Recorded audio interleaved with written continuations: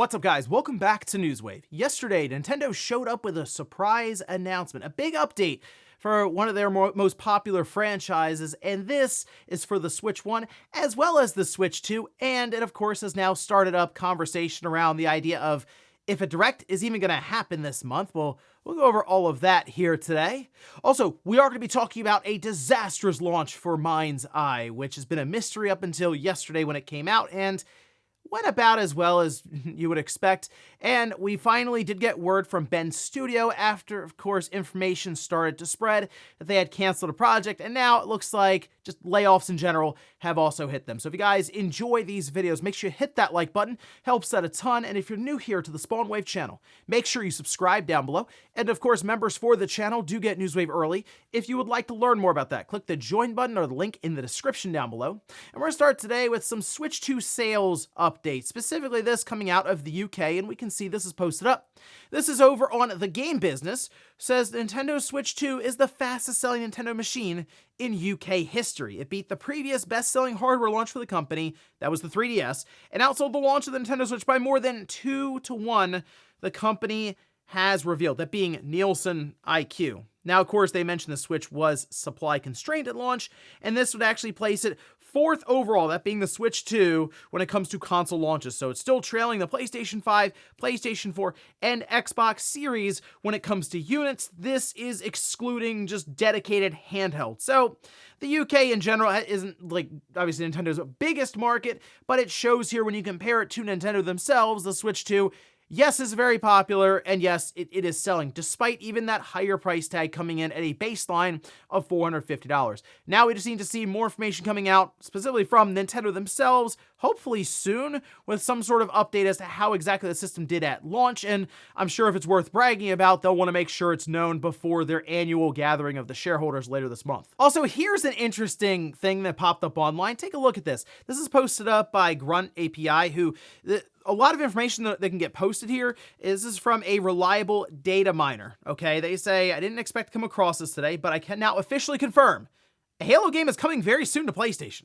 As of now, there's no sign of a version for the Nintendo Switch 2. They go on to reply to someone saying the title now exists on the retail API. No ETA, though.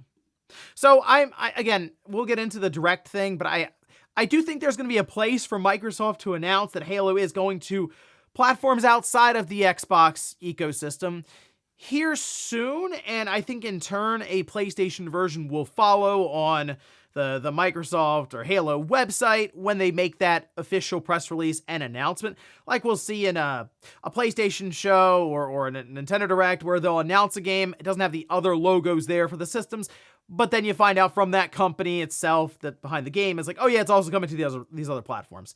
I think that's how this is going to happen with Halo, and I think that's how a PlayStation version could be announced here pretty soon. I'm not really sure which one it would be, though, because the Master Chief Collection wouldn't necessarily make sense to roll out now if we're getting a Halo Combat Evolved remake in Unreal, like the rumors have said, for next year with the big 25th anniversary. I almost wonder if this is Halo Infinite, as weird as that sounds. But it's their active game, and it's a way for them to get more money out of microtransactions. It's free to play. Maybe that's the strategy, get Halo Infinite on some of these other platforms, including PlayStation, but I guess we'll see here soon. Oh, and we have an update to look forward to for people who use their PlayStation Dualsense controller on multiple devices. We can see this is over on their official account, where they say, want to pair your DualSense controller to multiple devices at once? An update planned for later this year enhances pairing functionality. Stay tuned for more details. So the idea here would be your PlayStation 5 DualSense controller, to my understanding, would be able to save profiles for what devices it's synced to and then switch between them quickly on the fly.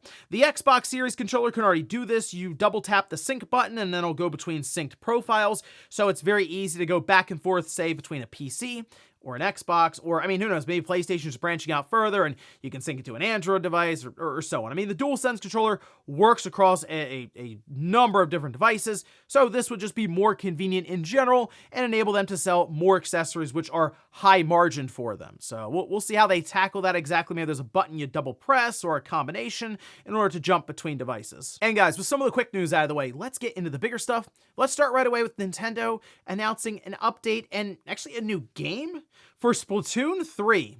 And this does work in their favor when it comes to the Switch 2 because, well, it's going to be Switch 2 specific, but also they're going back to Splatoon 3 and getting it set up for the new hardware. So let's take a look. This is posted up over on Nintendo's website where they say Nintendo announced the first ever Splatoon spin-off game, Splatoon Raiders, coming exclusively on the Nintendo Switch 2 system.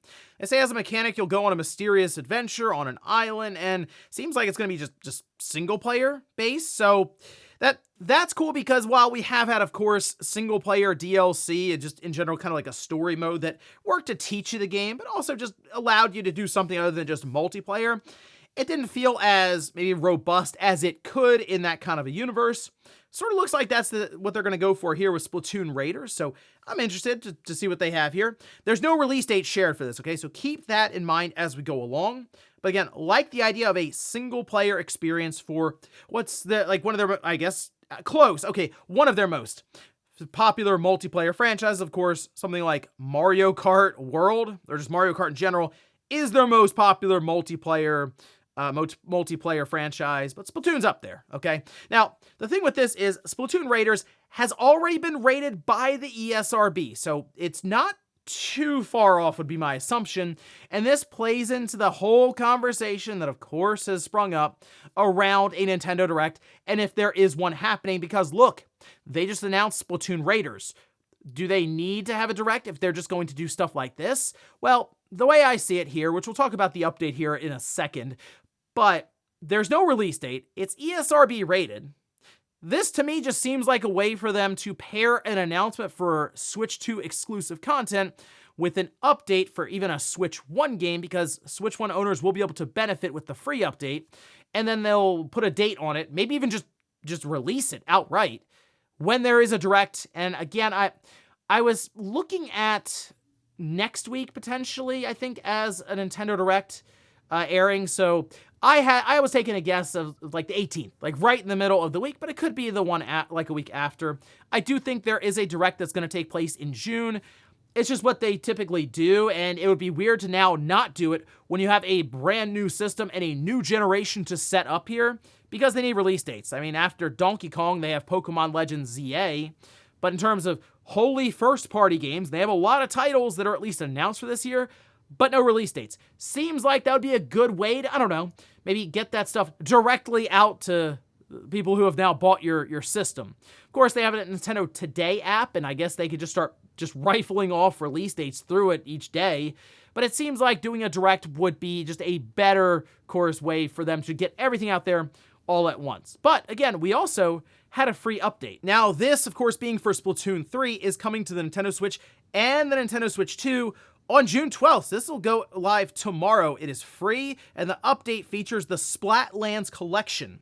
There's a total of 30 new weapons kits in this collection, a returning stage from the original Splatoon game on Wii U called Urchin Underpass that will also be added to the stage rotation. So, at least a new stage to play. Well, new but old technically, although look, a lot of people didn't have the Wii U. I get it, but in this way, it's, hey, we're going to bring this up to Splatoon 3, at least a new place to splat on, I guess there. I mean, still, though, it looks like a pretty big update with all the weapons and other things that went into this, and the fact that it's free. It is like a nice-to-have thing. Now, they do mention that the Switch and Switch 2 will still be compatible. However, as I mentioned, we do have an upgrade here. Now, we can go over to Nintendo's page that they have set up for the different Switch to Switch 2 upgrades that are free to download for things like Pokemon Scarlet, Violet, Game Builder Garage, Captain Toad, Treasure Tracker, so on. And we've covered those at length at this point. But now we have a new entry, and it makes sense why they've dated these with update available,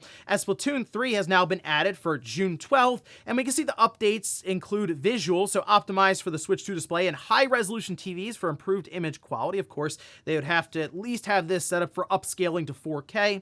And Splatoon 3 looks pretty clean. I think the art style does help it a lot for the Switch 1.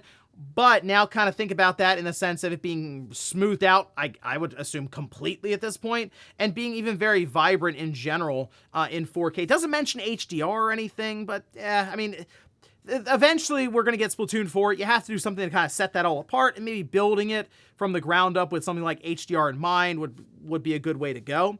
They mentioned frame rate, and I heard that. I said, wait a minute. This makes sense for a 120 FPS game.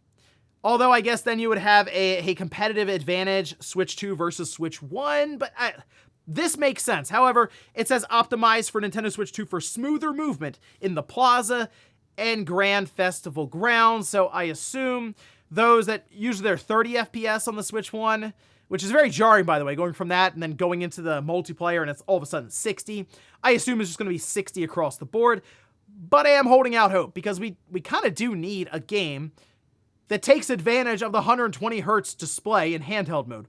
The only thing we have, to my understanding, is the Nintendo Switch 2 Welcome Tour, and it's just one mode specifically that will turn on 120 FPS or 120 hertz to show you the difference between frame rates. People thought that Mario Kart World was 120 FPS in handheld mode. Seemed to be some kind of miscommunication there between Nintendo and just everyone, which that was kind of a running theme leading up to the Switch 2 release. Not the case, though. It's 60 FPS. This, again, feels like a good title to try that on, but maybe that's something else they're saving for the future with an inevitable Splatoon 4. Still, though, really cool update to see. Of course, I'll be checking it out on the Switch 2. Splatoon 3 is a fun game. It's not my go-to for multiplayer in general, but it's still enjoyable. It's frantic. It's all over the place. And actually, game chat would work really well here because I'm just not connecting my cell phone to do voice chat, so at least Nintendo's kind of met me halfway there with the whole game chat thing on the Switch 2. But there we go. June 12th, check out the free update, and we'll keep an eye out for a release date, I guess, on Splatoon Raiders. Who knows? Maybe they have a way to get it directly to us here soon. Next up, let's talk about MindsEye, which has not had a great launch. So leading up to release yesterday, which, by the way, the game came out in the middle of the day. I think it was at noon or 1 o'clock in the afternoon and Eastern time. And it was kind of strange to see that because, it wasn't even a midnight release. So, I'm keeping an eye on the PlayStation Store. I'm thinking, you know what, I'll grab it there because I said after I went through a very, very strange preview process that I would check it out day one to let everyone know how it turns out. And indeed, I did that in a video yesterday. So if you want to hear more of my in-depth thoughts on my experiences through the first few hours, check it out there. It was something.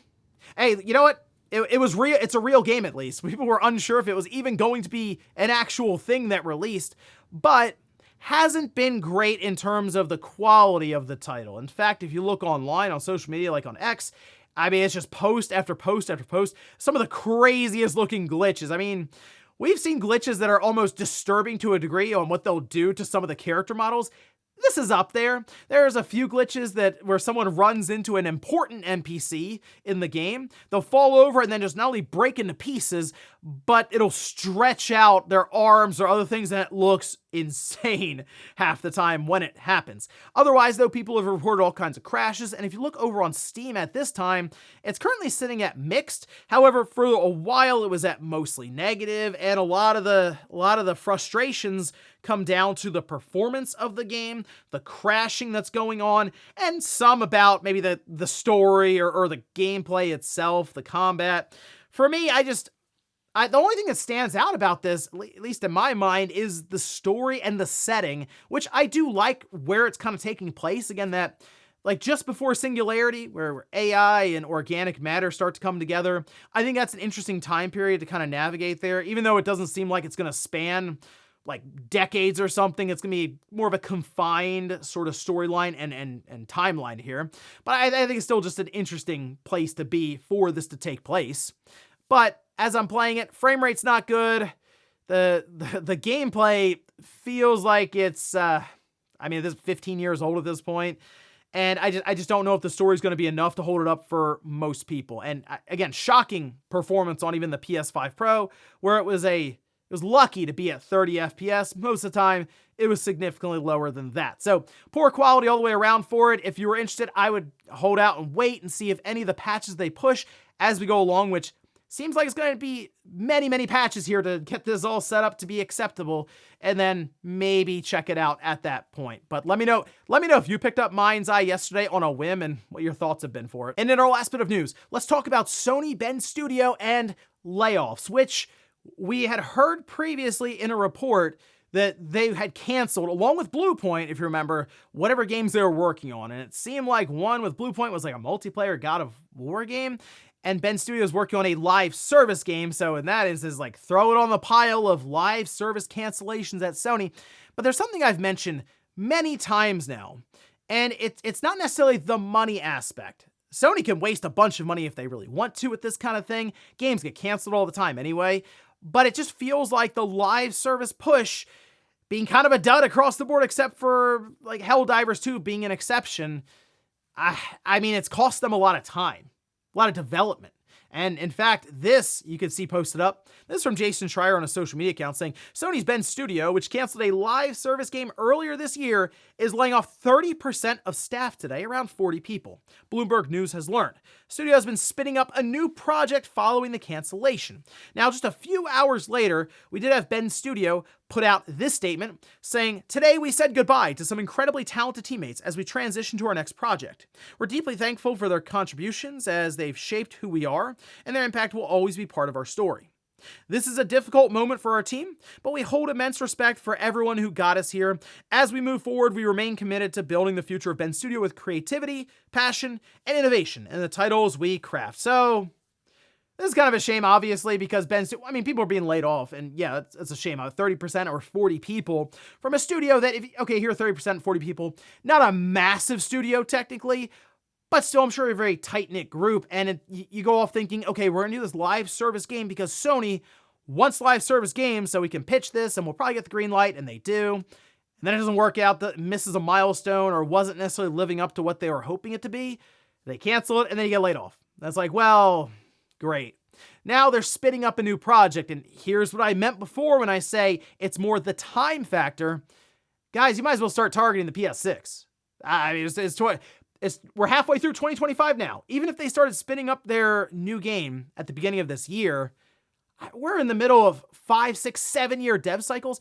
Even if they speed run this thing, and let's say they somehow had a 4 or 5 year development cycle on this game, we're talking 2029, 2030. And I guess the PS5 could still be around for cross-gen, but do you actually want that? If we're into 2030, we already talk about the PS4 logo popping up now, and people go, oh, still? When we get into 2030s, do you really want the PS5 logo to be popping up if you have a PS6 now sitting up on your shelf for a couple of years? Probably not. So that's the thing here is Bend Studio has released Days Gone Remastered, and there you go. That's the PS5 contribution there, I guess. Yeah, it's kind of tough when these live service games are getting canceled and you pivot, and then you kind of spend the entire generation developing games that don't come out. So there we go. I guess Bend Studio off and running towards the PlayStation 6 generation. Feels like we got a good 4 or 5 years before we really see them again with, I guess, something to release. And before we go to the comments of the day, we'll take a look at the poll that I posted up yesterday, where I ask, are you expecting a Nintendo Direct this month? Look at that, 55% said. Now, you know what? I saw it in the comments. People were like, oh yeah, I was expecting it, absolutely. But then they did this big Splatoon announcement, like just out of nowhere randomly. And I'm not really sure now. I don't think so. The Splatoon Raiders threw it off for me. But we still don't know when it's coming out, and it's coming out soon. So sure, they could come back next week and say, okay guys, it's coming out the end of June. I'm still holding out for that Nintendo Direct. It makes sense for them to have one for a lot of these release dates. Third-party announcements as well. Like Call of Duty is, I think Black Ops 7 is coming out at the end of this year on the Switch too. It would shock me if it didn't. And I think it's going to be announced in a Direct. We could see, by the way, Halo announced in the Direct, maybe Halo Infinite. Oh yeah, and then also it's going to PlayStation, and that's kind of the data mining that was spotted there for Halo on PlayStation 5. So, well, look, again, I'll give it a couple of weeks here, and by the end of June, we'll see what ended up happening. And we'll finish up with the comment of the day, as you're seeing here. This is from JK, who says, man, they got Miyamoto making movies instead of games. To be fair, he's making movies, but he's also doing the theme park stuff, and he's technically still involved with games. I mean, you can look, the last time he was credited from what I've seen in games, is at the end of 2024. He was a senior supervisor role for Mario Luigi Brothership and Princess Peach Showtime. So there you go. He's involved in those titles, which actually were like some of the worst performing and looking games on the towards the end of the Switch 1's life. But hey, there's always a chance for a Switch 2 patch, right? Anyway, also Miyamoto's 72. So he's kind of given a lot of his life to game development, and it's sort of in that phase of, what do you want to do, Miyamoto? And it seems like he wants to do stuff with the movies. I mean, think about it this way. He's gone from, unknown to making the most iconic franchises in video games, spending decades doing it, and now he gets to go turn those into movies where billions some odd dollars made by the Super Mario Brothers movie.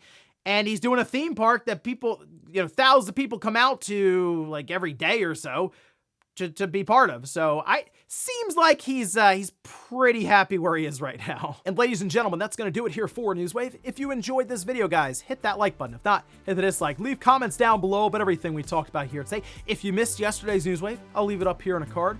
Or maybe you wanted to hear more of my thoughts on MindsEye after playing it for a bit, I'll leave that in a video right below it. Thanks guys for watching, and I'll see you next time.